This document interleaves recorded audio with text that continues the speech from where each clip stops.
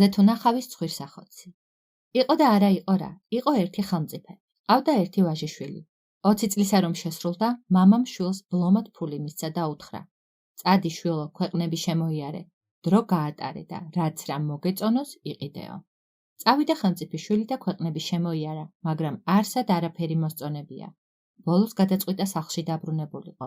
თავის ქალაქში რომ მივიდა, გზად ერთი კაცი დაინახა, რომელსაც ხელში აბრეშუმის ცხვირსახოცი ეჭირა და ყიდდა.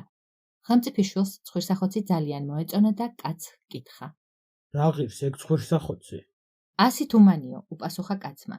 რა კი ხელმწიფის ვაჟიშვილს ცხვირსახოცი ძალიან მოეწონა, აიღო და 100 თუმნის მაგივრად 200 თუმანი მისცა, გამოართვა ცხვირსახოცი და სასახლეში მივიდა. ხელმწიფე შვილს შეეკითხა: აბა შვილო, რა მოგეწონა და რა იყიდე? შვილმა ცხვირსახოცი აჩვენა და თან დაუმატა: მთელი ქვეყანა შემოვიარე, არსად არაფერი არ მომწონებია. ჩვენს ქალაქში რომ დავბრუნდი, გზაში ერთი კაცი შემხვდა, რომელსაც ეს ცხვირსახოცი ჰქონდა გასაყიდე. მომეწონა და ვიყიდე. რადგინდა ეგ ცხვირსახოცი? შეეკითხა ხელმწიფე შვილს. ვინც ეს მშვენიერი ცხვირსახოცი მოგსოვა, ის ქალი ცოლად უნდა შევირთო. უპასუხა შვილმა. მერე და იცი კი, ვინ მოგსოვა ეგ ცხვირსახოცი? არაფერი ვიცი. მაშ როგორ გავიგოთ, ვინ მოგსოვა?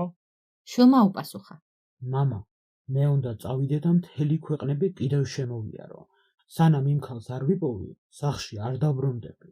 ხელმწიფემ შვილს 20 აქლემი ოქრო ვერცხლით დაუტვირთა. ხებლები და აქლემების მომვლელებიც გააყოლა და გაისტუმრა. ხელმწიფის შვილი ცხენზე შეჯდა. ზედაც ერთი ხურჯინი ოქრო ვერცხლით გატენილი გადაჰკიდა, ქარავანს წინ გაუძღვა და ქალაქიდან გავიდა. 9 დღე და ღამე შეუსვენებლად იარეს და მხოლოდ მე-10 დღეს საღამოს დაისვენეს ერთ მინდორზე. მხლებლებმა არაფერი იცოდნენ და კითხეს, სად მივდივართო. ხელმწიფის შვილმა ჯიბიდან ცხვირსახოცი ამოიღო და თავისი გადაწყვეტილება უთხრა. მხლებლებმა და აქლემების მომვლელებმა იმ ღამეს მოითათბირეს. ასე როდემდე უნდა ვიაროთ, როცა თვითონაც კი არ იცის სად მიდის და ვის ეძებსო. გადაწყვიტეს გაპარულიყვნენ. იმავე ღამეს დრო იხელთეს და ყველანი გაიპარნენ. ხელმწიფის შვილი მარტო დატოვეს. დილა რომ გათენდა, ხელმწიფის შვილს გაეღვიძა და ხედავს, მის გარშემო აღარავინ არის. ძალიან დაღონდა, მაგრამ რაღაც იზამდა. აქლემები ერთი მეორეზე გადააბა. წინა აქლემი ცხენს გამოაბა და გზა განაგრძო. ერთ ადგილას მდინარეს მიადგა და დაინახა, რომ მდინარეში სისხლივით წითელი წყალი მოდის. ხელმწიფის შვილს ეს ძალიან გაუკვირდა და გადაწყვიტა. წყალს სათავისაკენ აჰყოლოდა და გაეგო მიზეზი. წყალი გზის ნაპირ-ნაპირ მიდიოდა და ისიც ამ გზას აჰყვა. დიდხანს იარა და ბოლოს ერთი სოფლის ბოლოს დაინახა, რომ სოფლელებს დევი დაუჭერიათ. ჯაჭვებით შეუკრავთ. მთელი სოფელი დახვევია და უროებითა და ჯოხებით სცემენ. დევს სისხლით ქრიალი ცდის, მდინარეს ერთვის და წყალს წითელ ფერს აძლევს. ერთი რიგი სოფლელებისა დევს რომ სცემს, მეორე რიგი ისვენებს. დევი საშინლად იტანჯება, მაგრამ ვერაფერს გამხდარა. ხელმწიფის შვილს შეეცოდა დევი და ხალხს ჰკითხა. მაინც რა დააშავა ამ დევმა, რომ აგრე უმოწყალოდ სცემთ? სოფლელებმა უპასუხეს, ხელმწიფის შვილი რომ არ იყო, ჩვენ ვიცით, რასაც გიზამდით მაგ შეკითხვის გამო. ხელმწიფის შვილი მაინც არ მოეშვა. არა, უნდა მითხრათ, რა დანაშაული აქვს ასეთი? ის დანაშაული აქვს, რომ ყოველ წელიწადს მოდის, სოფლის მთელ ნახირს ერთიანად გვიჭამს და სოფელს ცარიელზე ტოვებს. ძლივს მოვახერხეთ მაგის დაჭერა, გვინდა ჯავრი ამოვიყაროთ. 2 კვირაზე მეტია ვცემთ და ვერაფერი დაგვიკლია, გვინდა მოვკლათ. ხელმწიფის შვილი სოფლელებს მოელაპარაკა. მოდით ეგ დევი მე მაჩუქეთ. თქვენ ბევრ ფულს მოგცემთ, ნახირი იყიდეთ და რაც მოგრჩებათ, ერთმანეთში გაინაწილეთ. გაეხარდათ სოფლელებს, დათანხმდნენ და დევს თავი გაანებეს. მისცა ხელმწიფის შვილმა მათ 10 ოქრო ვერცხლით დასაპალნებული აქლემი და დევს ჭრილობები შეუხვია და თან წამოიყვანა. ძალიან გაუკვირდა დევს ხელმწიფის შვილის ასეთი სულგრძელობა. კარგახანს იარეს და დევმა ერთ ადგილას საქონლის ნახირს მოჰკრა თვალი და შიაო, უთხრა ხელმწიფის შვილს. იმან მენახირეებს დაუძახა. მისცა 10 დასაპალნებული აქლემი, შეისყიდა ნახირი და დევს აჭამა. წაიყვანა გამაძღარი დევი და გზა განაგრძო. მეორე დღეს დევმა კიდევ უთხრა შიაო. ხელმწიფის შვილმა გაიხედა და დაინახა, რომ ერთი კაცი მიწას ახნავდა. გუთნის დედას დაუძახა და მოელაპარაკა. ოქრო ვერცხლით გატენილი ხურჯინი მისცა. ხარები შეისყიდა და დევს აჭამა.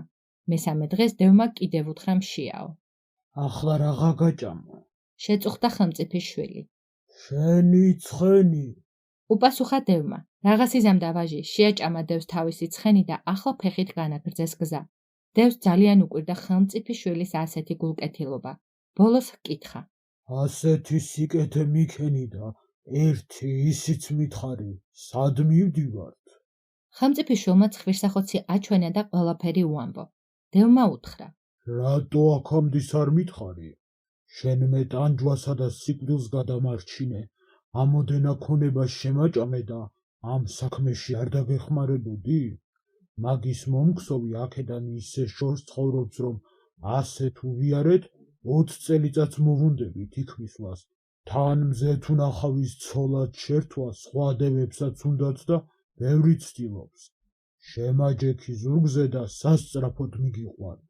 შეაჯდა ხელმწიფის შვილი დევს ზურგზე. დევი გაფრინდა და 9 მთა და 9 ზღვა გადაიარა. ერთ ადგილას დევმა უთხრა ბიჭს. ახლა მალე მივალთ იმ ადგილას. იქ ტრიალი მინდორია. ერთი უზარმაზარი მუხა დგას. იმ მუხაზე შეგვსვამ. ღამე ხესთან დევები მოვლენ და ცეკვა თამაშს გამართავენ.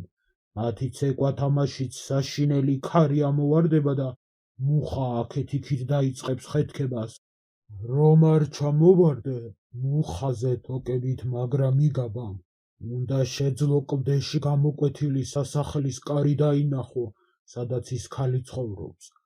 ამასობაში მეწავალ მჭედელს 100 ფუთიან რკინის ლომს გავაკეთებინებ. ვალდილით დაბრუნდები, ლომს მოვიტან, კარებს ავწევ და შიგნით შეგიშვებ. მიფრინდა დევი მუხასთან. ბიჭი ზედ მაგრად მიაბა და დატოვა. ღამე სხვა დევები მოვიდნენ და ცეკვა თამაში გამართეს. ისეთი ქარი ამოვარდა, რომ მუხა აქეთ-იქით ძლიერად იზნიქებოდა. მაგრამ ხელმწიფის შვილი თოკებით მაგრად იყო მიბმული და კლდეში ნაკვეთი სასახლის კარის დანახვა მოახერხა. გათენებისას დევები დაიშალნენ და თავიანთ სახლებში წავიდნენ. რამდენიმე ხანში ის დევიც მოვიდა. მოიტანა 100 ფუთიანი ლომი. ხელმწიფის შვილი მუხიდან ჩამოხსნა და იმ კლდის სასახლისაკენ გაემართნენ. დევმა 100 ფუთიანი ლომი კლდის კარებს შეუყარა, მაგრამ კარები ისეთი მძიმე გამოდგა, რომ ლომი გაიღუნა და გატყდა. მაშინ დევი ისევ წავიდა მჭედელთან და ახლა 200 ფუთიანი რკინის ლომი გააკეთებინა. დაბრუნდა კლდესთან, ასწია კლდის კარები და ხელმწიფის შვილი შიგნით შეუშვა. ხელმწიფის შვილი შიგრომ შევიდა, გაშტერდა და განძრევაც ვერ მოახერხა.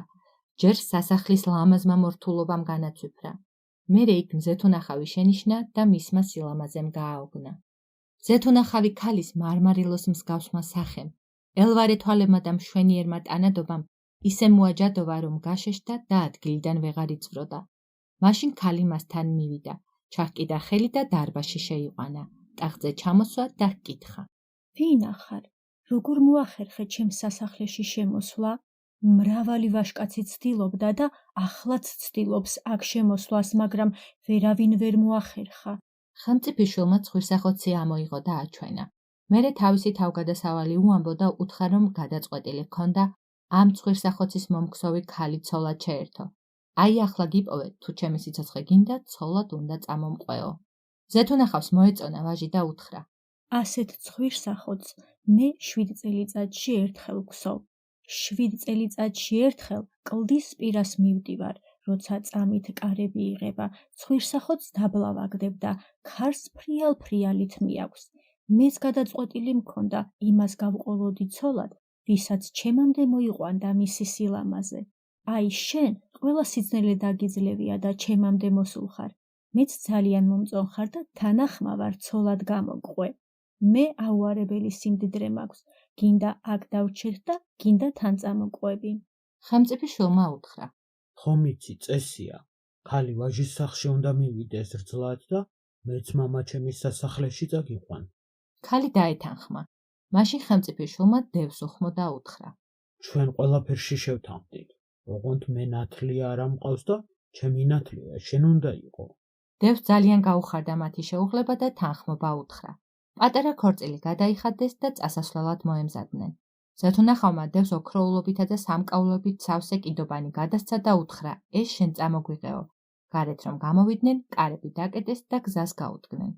ერთ ადგილას დევს მოაგონდა, რომ მათთვის გამზადებული საჩუქარი სარკე და ხელსახოცი სახლში დარჩათ და თქვა: აი ამ გზით სულ პირდაპირ იარეთ. არც აქეთ გადაუხვიოთ და არც იქით. მე სახლში გავიქცევი, სარკესა და ხელსახოცს წამოვიღებთ და დაგეწევით. ამ სიტყვებით უკან გაბრუნდა. ხელმწიფის შვილი და მზეთუნახავი ხელი-ხელ ჩაკიდებულნი გაუდგნენ გზას. ერთმანეთის სიყვარულით გარშემო ვეღარაფერს ამჩნევდნენ. დაავიწყდათ ნათლიადევის დარიგება და გზას გადაუხვიეს. ცოტა ხნის სიარულის შემდეგ დევების კალოზე აღმოჩნდნენ. სამი დევი ძმა კალოზე პურსალ ეწავდა. ვაჟი და ქალი რომ დაინახეს, ძალიან გაუკვირდათ და ლეწვა შეაჩერეს. უფროსმა ძმამ მზეთუნახავი რომ დაინახა, შესძახა: ეს ხომ ის ქალია, რომლის კარებზედაც ღამეებს ვათენებდით. ახლა კი თავისი ფეხით მოსულა ჩვენთანო. დევმა ხელმწიფის შვილს ხელი სტაცა, სახლის ჭერში შეაგდო და ჩაკეტა. მზეთუნახავი სახლში შეიყვანა და გადაწყვიტა საჩქაროდ ქორწილი გადაეხადა. უმცროსი ძმა ღვინოზე გაგზავნა და წვეულების სამზადის შეუდგა. ნათლიადევმა სარკე და ხელსახოცი წამოიღო და ქალ-ვაჟის დასაწევად გამოეშურა. სწორ გზაზე რომ ისინი ვერ ნახა, გადასახვევში ფეხის ნაკვალევი შეამჩნია და ნაკვალევს მიჰყვა. თან შეწუხდა.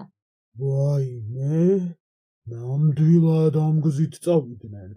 სამი დევი ძმის კალოზე მივიდოდნენ და დევები უსათუოდ შეჭამენ თუ უკვე არ შეუჭამიათ. რაც შეეძლო აუჩქარა ფეხს. გზაში უმცროს ძმა დევს შეხვდა და კითხა სად მიდიხარო. ამაღამ უფროს ძმას ქორწილი აქვს. ზეთუნახავს ირთავს და ღვინის მოსატანად მივდივარ. უპასუხა მან. ნათლიადევმა მას ერთი მჯიღი შემოარტყა და ადგილზე გადააყირავა. დოქები სულ დაუმტვრია და გზა განაგრძო. უფროსმა ძმა დევმა რომ დაინახა უმცროსი ძმა აგვიანებდა, საშუალო ძმა გაგზავნა ღვინოზე. გზაში ნათლიადევი მასაც შემოხვდა. მასაც ისეთივე დღე დააყენა, რაც უმცროს და მათი ბინისაკენ გაეშურა. საშუალო ძმამაც რომ დაიგვიანა, უფროსი ახლა თვითონ წავიდა ღვინის მოსატანად და ძმების ამბის გასაგებად. ზეთუნახავი დარჩა მარტო და გადაწყვიტა ოთახები დაეთვალიერებინა, იქნებ თავი დაეხსნა. მეოცე ოთახში რომ შევიდა, დაინახა რომ შიგ ერთი უზარმაზარი დევია ჯაჭვით დაბმული. ქალს ძალიან შეეშინდა და უკან დაიხია. დაბმული დევი გამოელაპარაკა. მოგეშინია ღმერთმა გიშველოს რომ ეს კარი გააღე. თორემაი 100 წელიწადია აქა ვარ დამწყდეული და სინათლე არ მინახავს. მერე სთხოვა წყალი მწყურია, აი იმ დოქში მგონი წყალი უნდა იყოს, როგორმე ჩემამდე მოაჩოჩე და მე თვითონ დავლევო. ქალმა დოქი მიუჩოჩა, დევმა ასწია და სულ დალია. თურმე იმ დოქში ძმარი ყოფილა, რომელმაც დევს ღონე მოუმატა. გასწი გამოსწია, ჯაჭვები დაწყვიტა და თავი გაითავისუფლა. ბევრი აღარც დაუყოვნებია. ზეთუნახავი მოიტაცა და თავის სახლში წაიყვანა.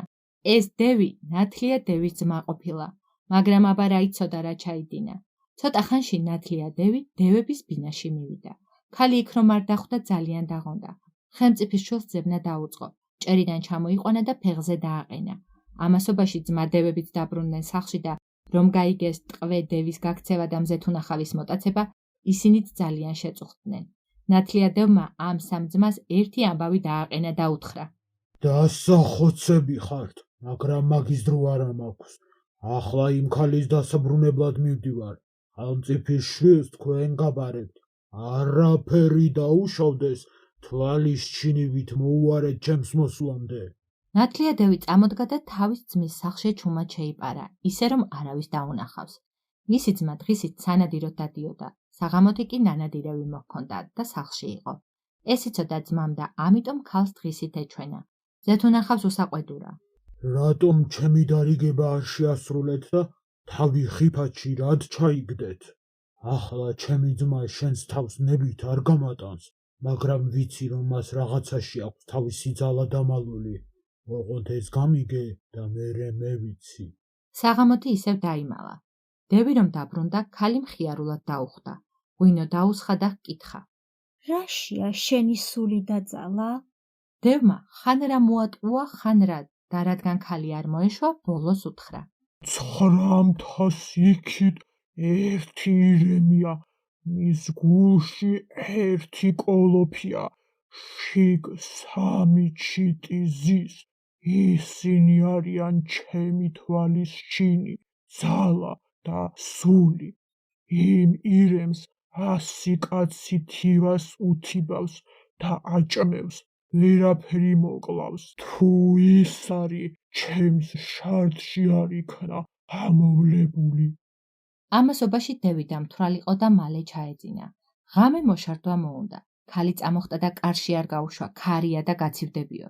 შემოურბენინა თიხის ჭურჭელი.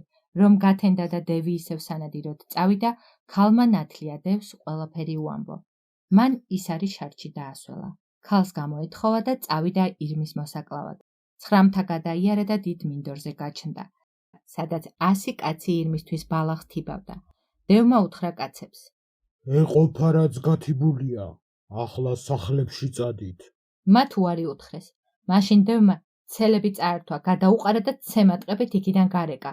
თვითონ ბალახში დაიმალა და ირემს ჩაუსაფრდა. შუადღე გადასული იყო. ირემი მოვიდა და თივა რომ არ იყო, ბალახს დაუწყო ჭამა. დევმა იდროვა. ესროლა შარდიანი ის არის და მოკლა. მაშინვე შუაზე გაჭრა, გულიდან კოლოფი ამოუღო. ძალის ჩიც თავი წააგლიჯა და ძმის სახლისკენ წამოვიდა. დევის ძმა მაშინვე ღონის დაკარგვა იგრძნო და წამოიძახა. ირემს ვინმე მომიკლავდა, ეს სული იმ ქალის ბრალი იქნება. და წამოვიდა სახლისაკენ მზეთუნახავის მოსაკლავად. სახლში რომ მივიდა, ძმა იქ დაუხვდა. ნათლია დევმა უთხრა: ეს ქალი რად მოიტაცე?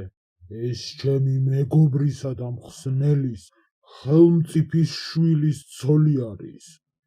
მომცემ თუ არა რომ წავიყვანო? მე არაფერი ვიცოდი, მაგრამ მაინც არ მოგცემ. მომატყვა და უნდა მოვკლა. მაშინ ნათლია დევმა თვალის ჩინის ჩიცსად წააგლიჯა თავი და დევს მხედველობა დაეკარგა. მომცემ თუ არა რომ ეს ქალი ხელმწიფის შვილს წავუყვანო? დევმა ისევ უარი უთხრა. მაშინ ნათლია დევმა სულის ჩიცსად წააგლიჯა თავი. წამოიყვანა მზეთუნახავი და 3 ძმა დევის ბინას მიუახლოვდა. დევმა რომ დაიგვიანა, ძმებს ხელმწიფის შვილის შეჭმა გადაუწყვეტიათ და სწორედ იმ დროს მოუსწრო იმანაც და დაიხსნა სიკვდილისგან. ნათლია დევმა წამოიყვანა ორივენი და მათ სახელმწიფოში წამოვიდნენ.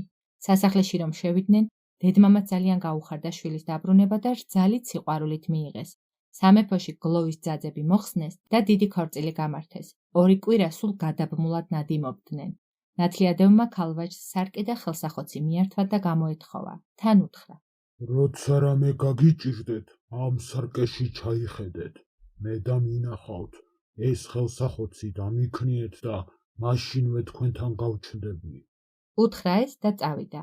ხელმწიფის შვილი თავის მზეთუნახავ ცოლთან ბედნიერად ცხოვრობდა. ერთი თვე რომ გავიდა, მეზობელი ქვეყნის ძლიერმა ხელმწიფემ შეიტყო ხელმწიფის შვილს მზეთუნახავი ქალი ჰყავს ცოლად.